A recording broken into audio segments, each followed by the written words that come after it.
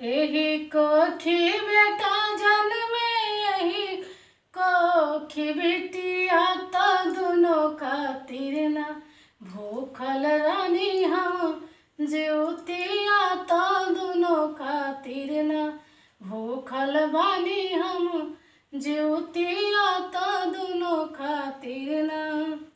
हे जीवत मोहन बाबा मांगी हम असेसिया की दुनो खातिर ना भूखल बानी हम जीवतिया त दुनो खातिर ना।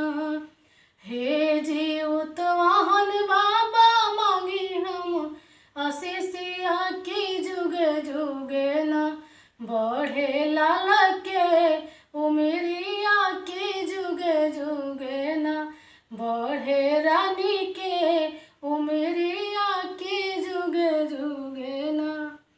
यही कोखी बेटा जन्मे, यही कोखी बिटिया तो दुनो खातिर ना भूखल बानी हम जीवतिया तो दुनो खातिर ना। एक ही लाला से असना पुराइए तो दुनो खातिर ना भूखल बानी हम जीवतिया तो दुनो खातिर ना।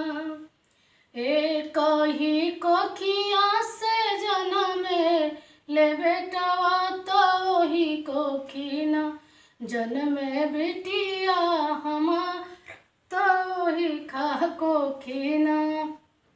हे जीवत मोहन बाबा मांगी हम असीसिया की जुगा जुगाना बड़ा हे से नूरा सलामत की जुगा जुगाना बनल रहे मोर सुहागावा की